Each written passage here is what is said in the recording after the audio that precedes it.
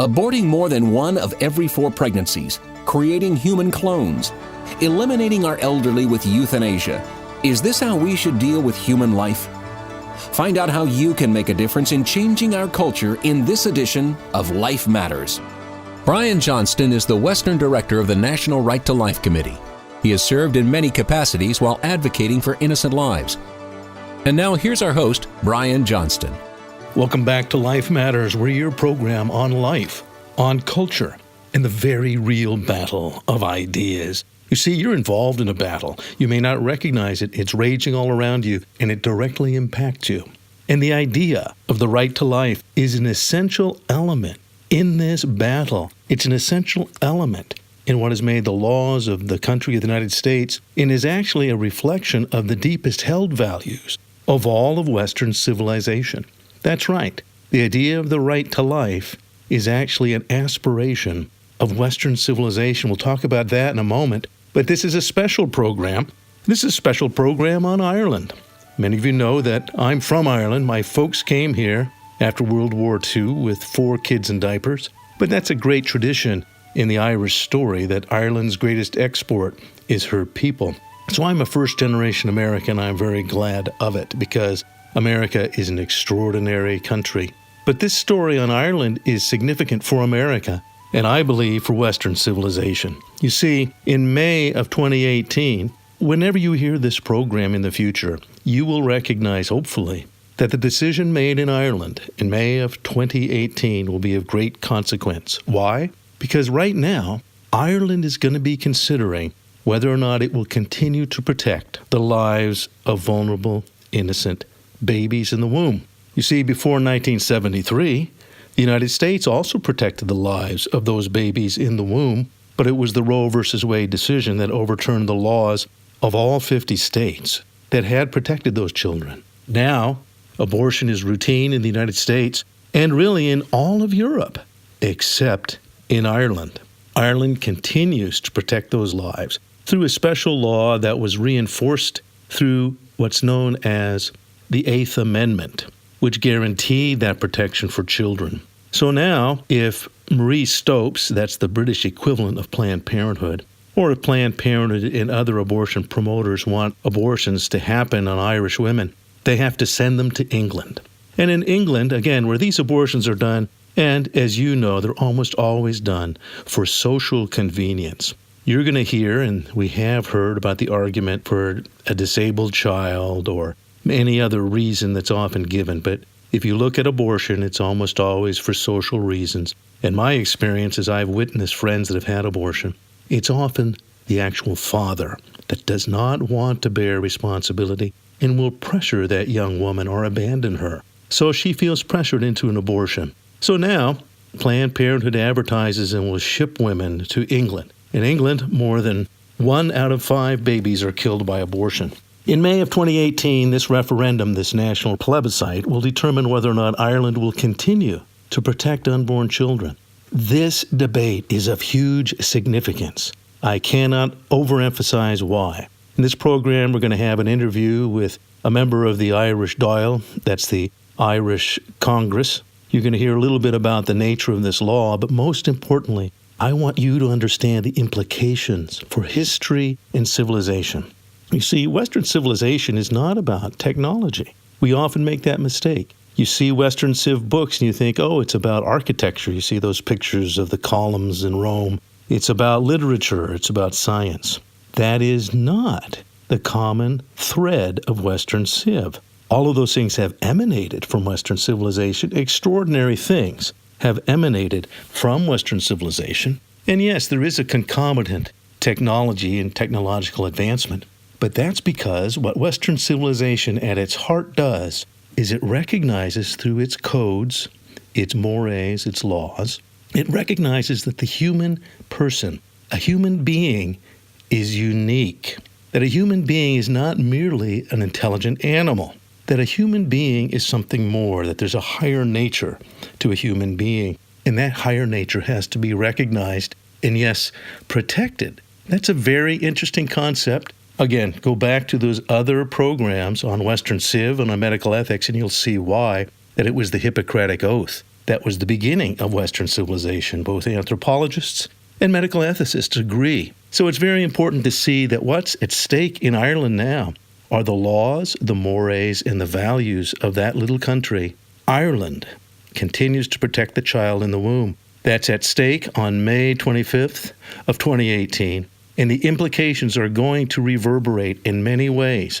It's important for you to understand why this is at stake. One other thing, often when I talk about Western Civ and the values of Western Civ, realize it's not technology that makes Western civilization. It's not the advancement in science that makes Western Civ. The most advanced scientific culture of the 20th century was in Germany. And unfortunately, they had abandoned the basic principle of Western civilization, which is the protecting of the innocent, the valuable lives that the government's responsible for. That's what happened at the Nuremberg trials. The Nuremberg trials was about trying the German government for how they treated their own citizens. And the rest of Western society, the Brits, the French, the Americans in particular, said, we have to hold you accountable. You have departed from the standards of Western civilization. You have committed crimes against humanity. So Western civilization is not advancement in technology. When we come back, we're going to talk about why Ireland's at stake, why the significance of the Irish situation now is really quite amazing. What Ireland's done with keeping children alive has really kept Ireland quite alive and quite vibrant. But the implications of removing those protections, those laws, again, it finishes off Europe, but it says something even greater. When we come back, we're going to talk about Ireland in 2018 and the great and significant vote that's about to take place, because this will reverberate and it will have implications. So please join us when we come back now on Life Matters. Life Matters continues after this. You know, you're pretty amazing. The reason I can say that is America's founders said that about you. That's right. They said that every human being is created by a creator and given rights by that creator. Those rights are not given by the government. It's the government's job to protect those rights. And the very first and most important is the right to be alive, the right to life. If you want to be involved in the national effort, go to nrlc.org. And now back to more Life Matters with Brian Johnston. Welcome back to Life Matters. We're talking about Ireland. We're talking about the significance of a vote, a plebiscite in Ireland, and how it's really a vote on the values of Western civilization. People automatically respond to me, and part of the problem is that now a lot of schools in Western civilization hate Western Civ. They don't understand it. And so they feel the job of schools is to dismiss the value of Western civilization. Those are just old, dead white men. You know many of the incantations that are used. And they'll say, what about slavery? You know that when we condemn slavery, and I agree, slavery really is an evil, but slavery, in its condemnation, you're reflecting Western civilization's values. The reason it's wrong to enslave a human being is because that person is more than a mere human body. That person is a spiritual being. And the denigration of that spiritual being, again, in the Christian world, we refer to the spirit of an individual, but really in other aspects of Western civilization, they saw this also. They saw through a glass darkly. The Greeks recognized that human beings had a higher nature, that there's something more to a human being than just being a smart animal. And again, that was reflected in the Hippocratic Oath, the need to protect innocent, vulnerable, and not just kill human beings when they've ended being, quote, useful. You can't dispose of a human being, particularly an innocent human being. And that's a very important principle, the idea of due process of law, that no one should be at risk of their life unless they've been put on trial, because we want to make sure that the innocent are protected. And so the protection of innocent life is at the very core of Western Civ's values. Now, again, I've had people mention that, oh yeah, Western civilization is flawed. We can go into that more. But it really is often the values of Western Civ they use to condemn it. Another situation in Ireland, I've been to Ireland many times. As I said, I'm first-generation Irish, and I'm back there a lot. I have a lot of Irish family, a lot of Irish friends. You may know that Amnesty International was actually founded in Ireland, and that was an excellent organization until a few years ago. This is why. Amnesty International wants to make sure that people are not locked up by oppressive governments because of their ideas. They want to make sure that there's freedom throughout the world. That's a Western liberal idea. By liberal, by the way, the original idea of liberal meant the arts of liberty, the arts of being free. The liberal arts refers to the arts of being free and goes back to, again, Greek culture and then reinforced by the Judeo-Christian values of the human person, that human beings have intrinsic value and worth. Well, Amnesty International recently changed its position on abortion. And I've met a lot of people from Amnesty, and again, it started in Ireland. It was a good idea. But when they embraced abortion, I had to explain, and I went through this with an Amnesty advocate in Dublin just recently. I had to say why I could no longer support Amnesty, because Amnesty has departed from its basic premise, and that is the uniqueness of the human person and why the laws should protect the vulnerable innocent. They protested and said, no, the abortion isn't an issue. And I said, well, you're unique, and I think the law should protect every unique human being in science. We're talking about scientific facts. Science says that you're unique, and I agree that the law should protect every vulnerable human being. But when did you become unique? I asked this young lady who is supporting the abortion law, by the way. I said, when did you become unique? Was it at birth? Because right now, the European Constitution, the European judicial system says your rights begin at birth. I said, but is that when you became a unique human being? And she had to admit that was not when she became unique. And so we know science indicates that human beings are unique, each and every one of us genetically unique. And it is our cultural value in Western Civ that says the law should protect innocent human beings. Okay, back to Ireland. What we have in Ireland now is a very vibrant culture, unique in the world and unique in Europe. Of all of the European countries, it is Ireland that continues to protect the child in the womb, and that's had great economic benefit and cultural benefit. In Ireland, the population growth rate at present is nearly 4 times the rest of the current European Union. 4 times the growth rate. Many, in fact, of the 28 European Union countries, 10 of them are well below population growth. They're in direct population decline. They're below zero population growth. Ireland is screaming ahead in terms of its values and also in terms of its age. It has the lowest average age in all of Europe. And when you go to Ireland, you'll see that. There's so many young people, and you'll see a lot more babies than you do. I celebrate in the U.S. when I see a baby in a baby carriage because it's become a rare thing. And even those parents that have kids somehow feel compelled to only have 1 or 2. We're on the same course as the rest of Europe. Again, go to our podcast, lifematters.life, and you can hear about the graying of America and the silver tsunami that's upon us.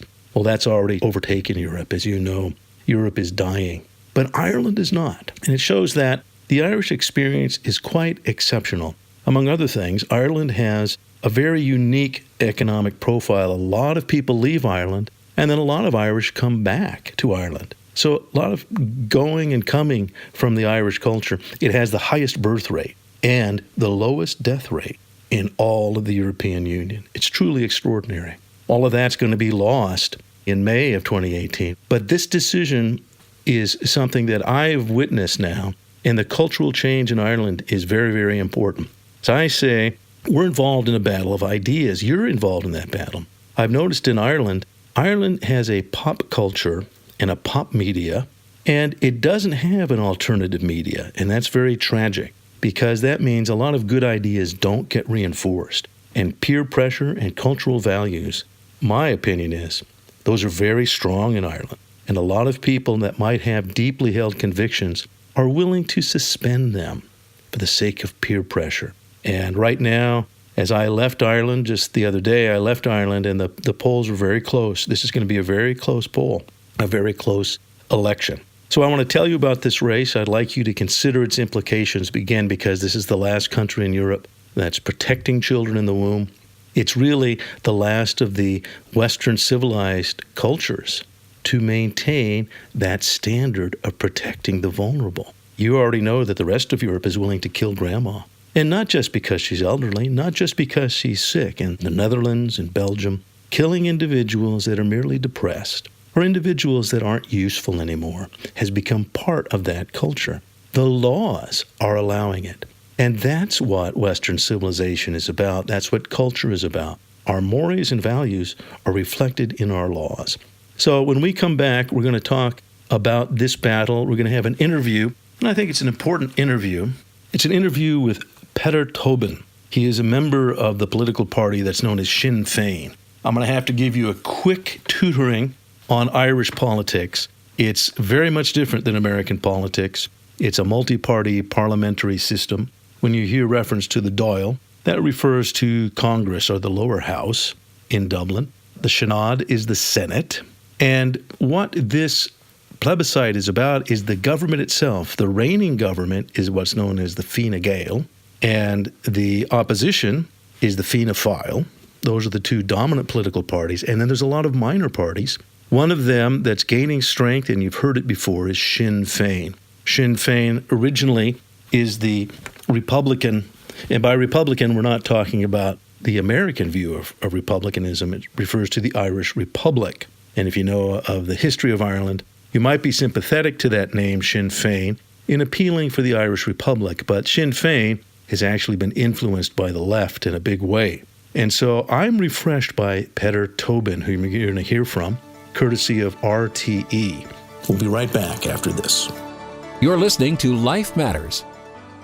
Life Film Fest is the creative outreach in Hollywood that's changing Hollywood and the culture. There's many films you've already seen that actually had their start at Life Fest in Hollywood. But more than that, we work with people throughout the industry who want to creatively bring the message of life, creatively impact the culture so that hearts and minds of our fellow citizens understand the depth of what the right to life really is. Be part of Life Fest Film Festival and make a difference.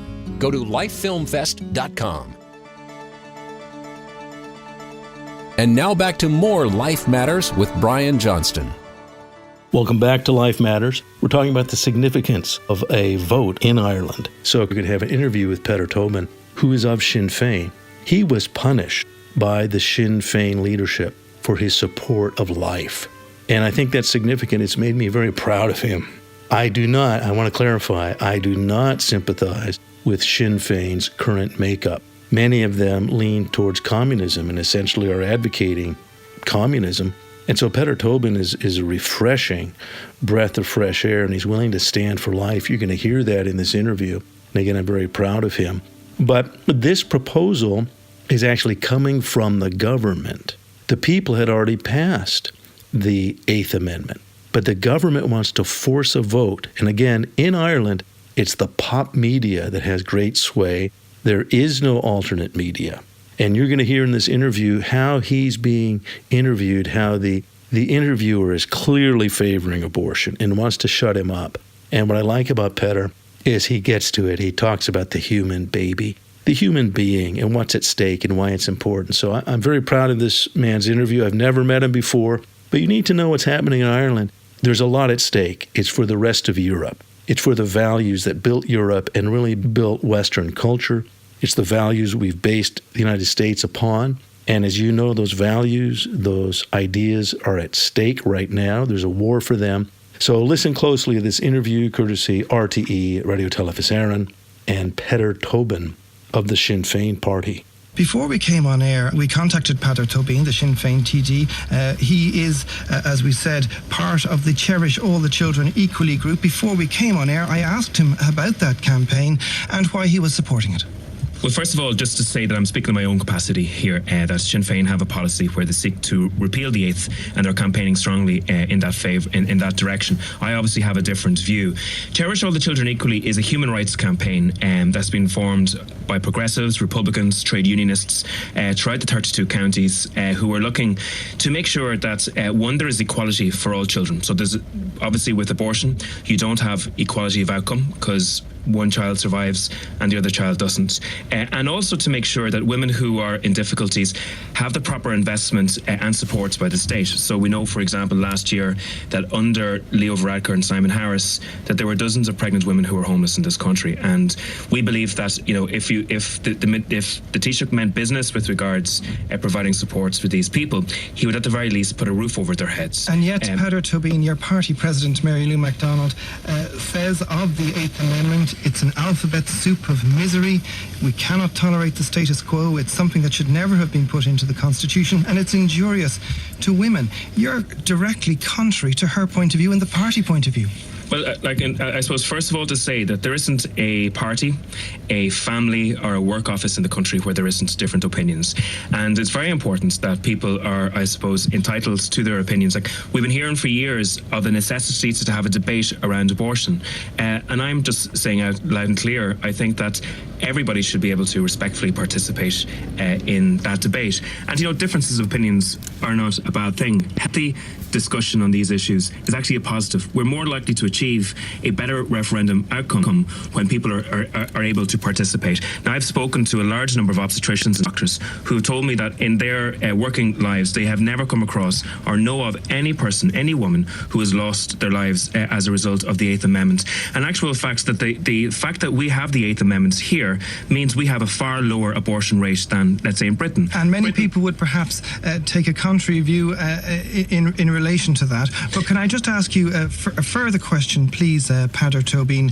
How many within Sinn Féin do you believe in the parliamentary party, in local government, and also amongst the grassroots would support your position today? Well, just on that last point, it's important to remember as well what we've been asked. Fine Gael are asking us to remove the constitutional right of every single unborn child from the Constitution from May 26th this year onwards. There will never be a constitutional protection for any unborn child going forward if there's a yes vote on this. With regards to the rest of my own political party, as I said, there's a broad set of views on this issue. I can only speak for myself, in fairness. It would be wrong for me to speak for anybody else. But I will say one thing.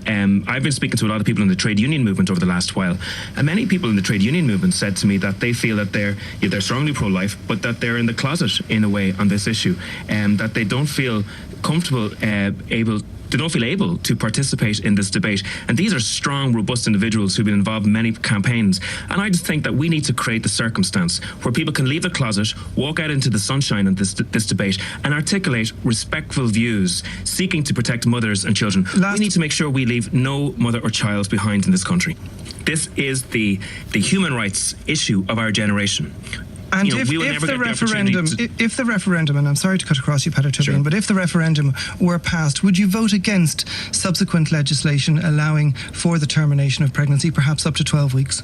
Well, I suppose you've asked me a triple hypothetical question there, because we don't know the results of the referendum, what position the Sinn Féin will take at the upcoming Ordesh, and we don't know for sure exactly what's going to happen in the Dáil on this. And this is one of the key questions. There is no certainty whatsoever with regards to what will happen to the Dáil. The Dáil is very fractured in this issue, and all we know at the moment is that every single child, healthy or unhealthy, will have their constitutional rights to life taken away from them before they're born from May 26th if this referendum passes. By the end of this Dáil term, do you expect to be suspended from Sinn Féin for a second time over the issue of women's rights in relation to abortion, or women's rights to choose in relation to abortion, or indeed you were suspended previously on the protection of life during pregnancy bill?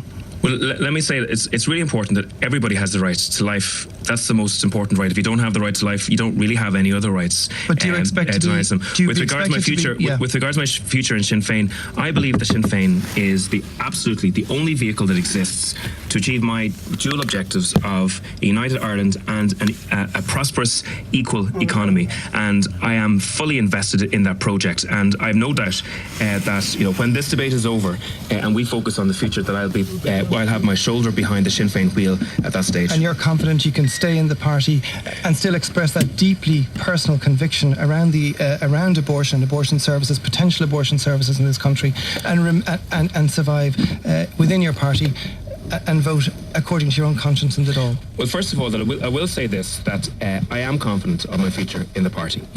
Some people have said, would you not just protect your political career on this issue? My issue is very simple. For me, this is a vulnerable individual living human being. I have the choice to walk past and do nothing, or to get involved and save that child's life. So that was Peadar Tobin of Sinn Féin. He was publicly repudiated by his own political party.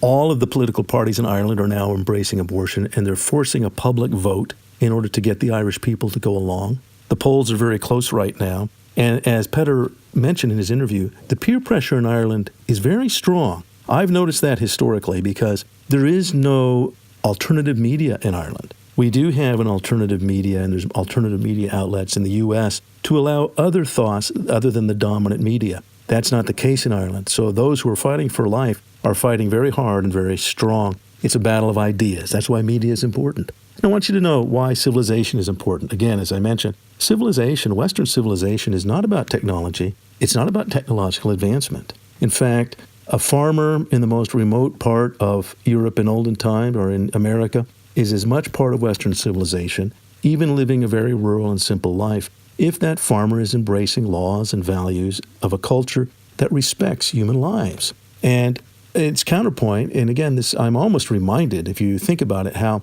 in the United States, it was a heavy-handed U.S. Supreme Court that overturned the laws protecting. It was a top-down decision to allow the killing of babies. That's kind of what we see in Ireland and in Europe, is a top-down system where the government decides what your values should be, and the government makes these decisions. So the government is quickly forcing this vote to repeal the Eighth Amendment, and it's doing it in a very heavy-handed, ham-fisted way. And that's what we see in America's founding. The American experiment, if you will, recognizes that wherever government grows and becomes centralized, it becomes a threat. And if you don't give it limits, if you don't define what it can and can't do, it will threaten human lives themselves. Human lives are the reason that governments come into existence. For this reason, governments are established among men. Our founder said, to protect those lives, it derives its just power from the lives of the governed. So the right to life, again, Peadar Tobin said it well. That's what's at stake. If you don't have protection of lives, your other rights are rather meaningless, and it'll be easy to live in a dystopia, a culture that might be, quote, advanced. But if human life is cheap, it's not the kind of culture you want to live in. And so we have a battle on our hands. It's a battle we see in Ireland most poignantly right now. I think this battle will reverberate through the rest of Europe. The implications of this are great. And so be aware of that, but be aware that it isn't just about May 25th, 2018. This is a battle of ideas that have to be defended, or we will lose everything we've been given. You've been given Western civilization. It's been put into your hands. And the nature of Western civilization is such that we have to be an advocate for it and for the lives that are at stake. And that's our real battle now. Thanks for joining us in Life Matters. Go ahead and look at our show notes. If you're listening to a podcast, you can get more information. And remember that life is worth the effort. Life Matters is a production of the California Pro-Life Council, the state affiliate of National Right to Life.